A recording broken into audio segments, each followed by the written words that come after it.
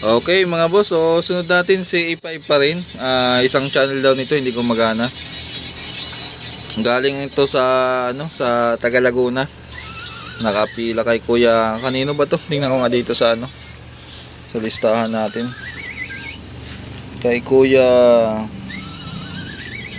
Randy Angelis yan, half channel.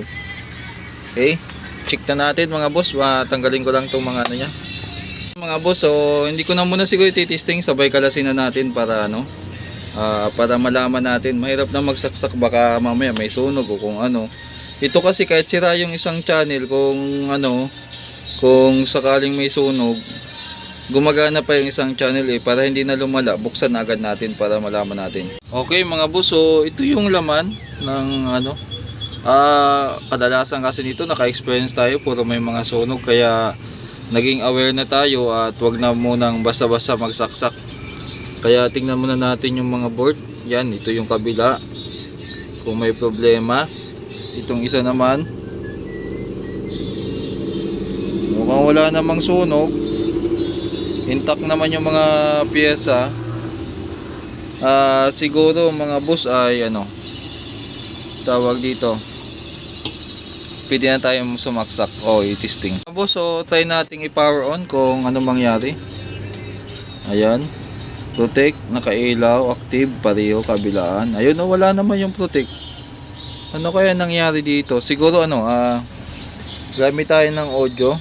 Testing natin to, tika lang. Ayan mga boss, naka-power na. Ang problema, umiilaw na agad yung dalawang signal pagkabit ko nitong tanggalin natin. Ilagay natin sa baba. Ayan. Tingnan natin kung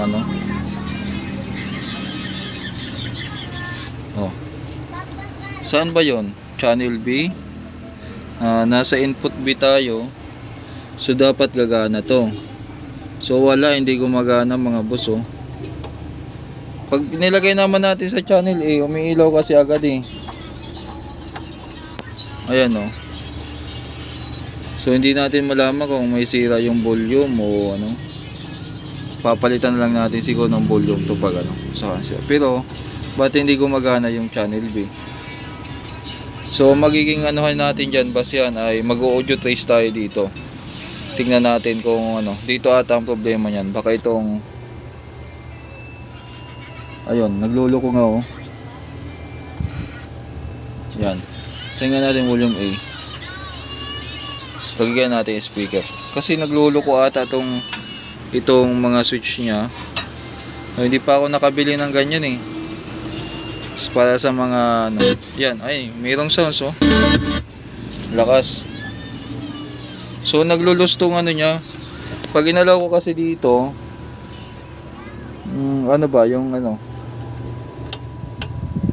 yan, naka-volume na siya, hindi siya makontrol. So unang gagawin natin dyan, tanggalin ko tong input. Pag dito kasi sabi yan, try nga natin sabi ko kung may audio. Walang audio na pumapasok. So either sira yung volume o kaya may problema dito. Yun ang mga concern natin dito. Kakalasin natin tong harapan, kakalasin natin tong likuran. Medyo masalimuot mga boss. Hindi ko alam kung gumagana pa tong switch o maluwag na. Ito kasi kadalasan ng problema dito pag naglulus na tong yung switch. At saka minsan nalulus din tong itong mga kalasan niya, kaya minsan mahirap din mahirap din. Tulad nito, wala talaga siyang audio. Siguro hanapin ko muna tong audio, tapos update ko lang kayo mamaya. Problema nito kadalasan mga boss ay itong dalawang selector sa baba. Pag nag-loss yan, either basag ang tunog o kaya hindi gumagana. Ito po yan yung bridge at saka yung low at saka pass. Yung para sa low pass filter at o kaya nakapass. Alin man dyan sa nag-loss, dali. So ito yan mga boss. Ito yung switch na yan Yan. Ito yung switch. Ito yan at saka ito. Tika lang, hanapan ko lang ng stand. At Iyan ko to. Ipisto natin para ma-demo ko sa inyo. Yan, i-demo natin. Kasya pa ba yan? Nahanapan natin ng pistuhan yung camera.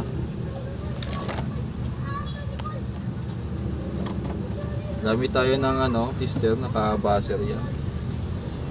Naka-buzzer yan. So, okay naman to. Ayan. Pag inano mo yan, itong dalawang gigit na, wala na itong dalawa. So, naka yan, kamuno. Pag naka-beach naman dito yan. Yan. Balik natin sa stereo. Yan, naka-stereo po yung ganyan. Naka-stereo. Ngayon, ito naman yung sa low pass. Kita nyo ba dyan? Yung low pass naman, testa natin.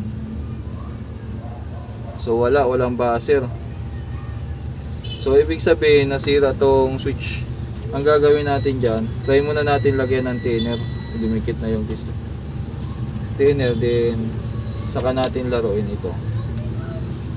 Sana ba yung thinner?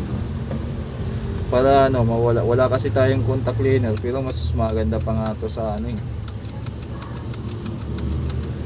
napapasukan kasi ng dumi at saka madali talaga masira yung ganito. Expected na yan pag mga ganito. Yan. Itong isa lagyan na natin para sigurado. Yan.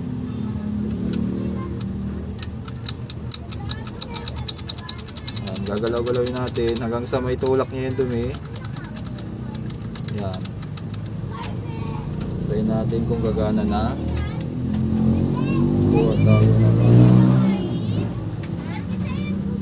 Kuha tayo ng tester.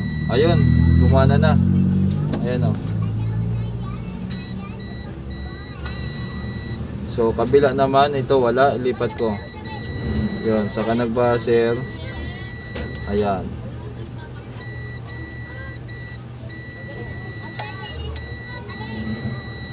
Yan. Okay, so patuyuin lang natin tong thinner. Tapos kung effective siya, malalaman natin yan. Para sigurado naman. Pag natuyo na, testerin ulit natin. Mga boss, so napatuyo na natin, testerin natin ulit. Ayan. So okay na yung connection niya. Ano ba ang susunod natin na gagawin? Mag-audio trace tayo ngayon kasi kung mapapansin nyo, ito yung pinaka audio input niya o papunta dun sa volume. So kung may makuha tayo dito na audio kabilaan, ibig sabihin good na siya. Tapos ito naman yung pinaka output niya, papunta na dito sa isang channel at saka dito sa isang channel. Ito yun. Mag-i-inject din tayo ng audio dyan mamaya. So saan na ba yung pang audio tracer ko dito? Ayun, nasa likod.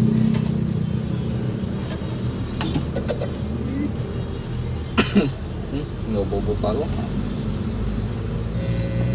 Yan. Naka-ready na.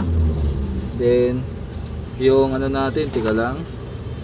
Tingnan nga natin yung natin, baka lumipat na ng So gagawin natin dito ay per channel. So isalpak muna ko dito sa B. Sabi muna tayo, yan. Sabi muna, then power on natin. Ayun, gumana na. Yun. So check natin dito kung may audio. Wala. Patay tayo dyan. Bakit walang audio? Naloko na. Tama ba tong connection natin?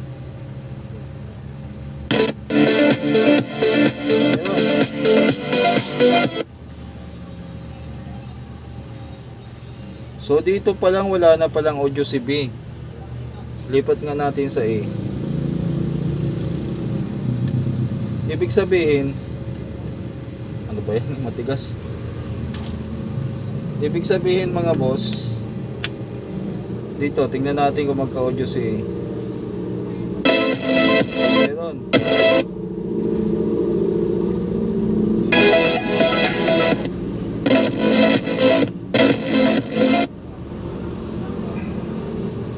Ibig sabihin yung B natin, ano ba yun, wow, legs, kita legs ko. Ibig sabihin yung B natin, wala talagang audio.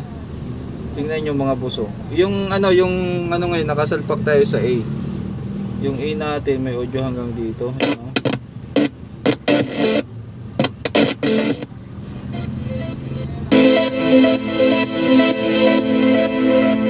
So alamin natin yung connection ni B, bakit wala siyang audio, saan siya papunta, bakit nawala siya ng audio.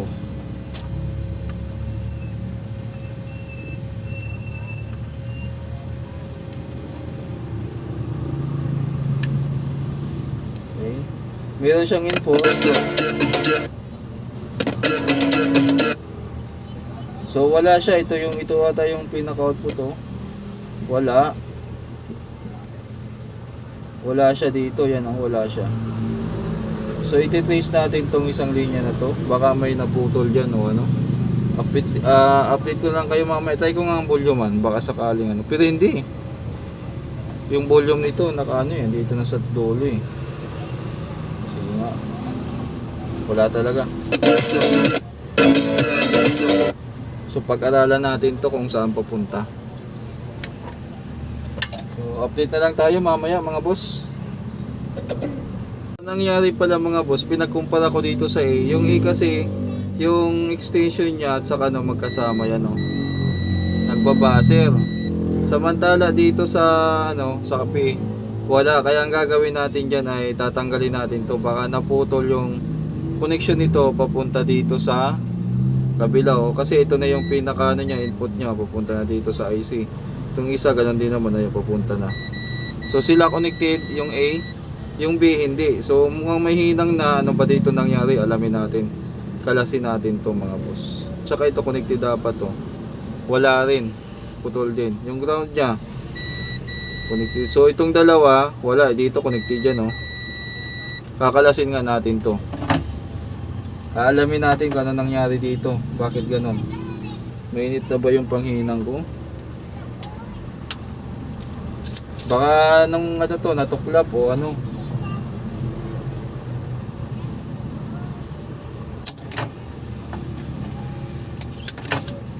Yung B talaga, yung ground medyo mahirap talaga.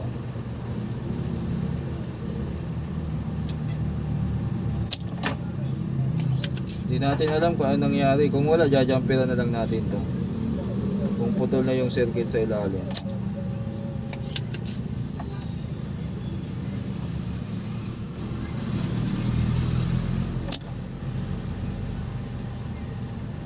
Lagay tayo ng lead.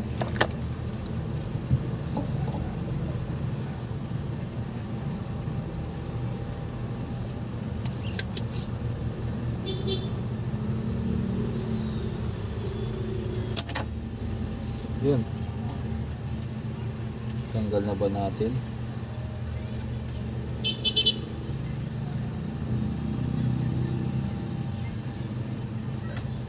Ayun. Ito yung pinaka niya. Titingnan natin ngayon sa ilalim. So hindi siya ganong tama naman pero hindi ata bumaba dito yung yung circuit niya. Kaya maglalagay tayo ng hibla ng diyan.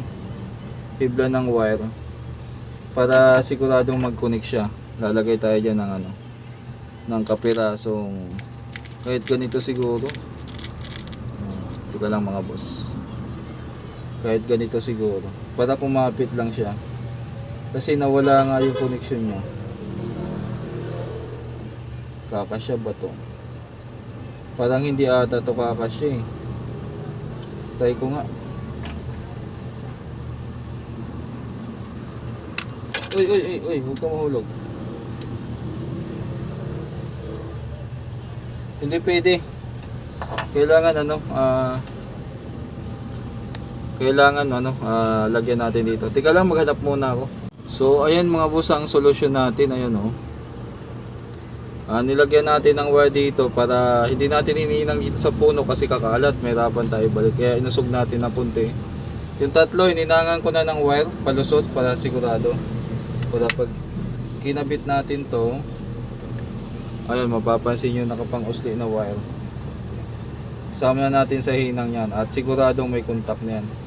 Siguro nagpalit nito tapos natuklap yung dugtungan sa ilalim. May ring kasi yan na ano eh, parang ano, para yung back to back connected siya.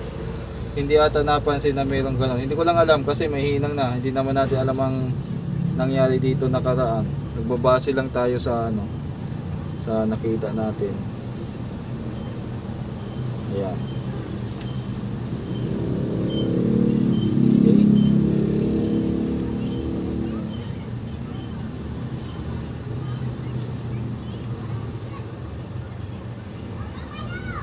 Okay. So, titestin natin yan kung uubra na. Tanggalin ko lang itong mga excess na ano. Yung ganitong trouble, mahirap din minsan hanapin. Kahit napaka-obvious na dito, parang hindi mo makakalain na doon talaga sira niya. Nangyari talaga yan mga boss. Kung saan yung mga party na hindi mo nakakalaing ano eh. Sige nga. Check na natin. Okay na. So ngayon, lagay na natin yung audio natin. Balik sa audio. Okay. Balik natin yung audio. Salpak natin dito. Okay, hulog. Ayan. Then inject tayo dito. Inject tayo uli ng ano, signal. Nakakabit yan sa channel B. Channel B ngayon yung audio natin.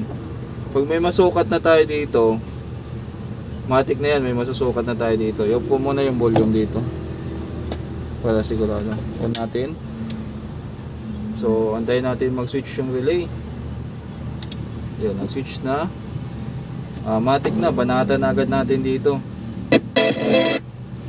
Wala. So meron na.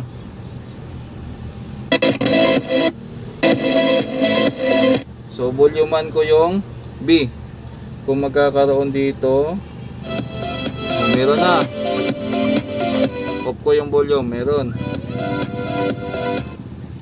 Ngayon, ilipat ko sa A. Kasi yung A kanina, may problema. Pag ano mga boss, anong nangyari? Kahit naka-off yung volume, merong sounds. Nawala na rin. Try ko nga ang volumean uli. Ayos. Nagawa natin. Dito lang palang problema. Ang unang sira, nag-loose yung switch. Tapos yung dito, linisan na lang natin to. Tapos ibalik natin. Try natin kung gagana. I-assemble ko muna. Okay, naibalik na natin. Volume baba. Tapos on natin. Channel A muna. Ang babanatan natin mga boss. Tama, channel A. So wala na yung ano, sounds niya ng ano. Try natin volume 1. Okay. Okay na. Ay, nagawa din. Channel A. Baba natin. So, ilipat natin sa channel B. Yan. Yung may problema sa input. Ito. Yan. Volume. Ayos. Yan. Madali din mga boss.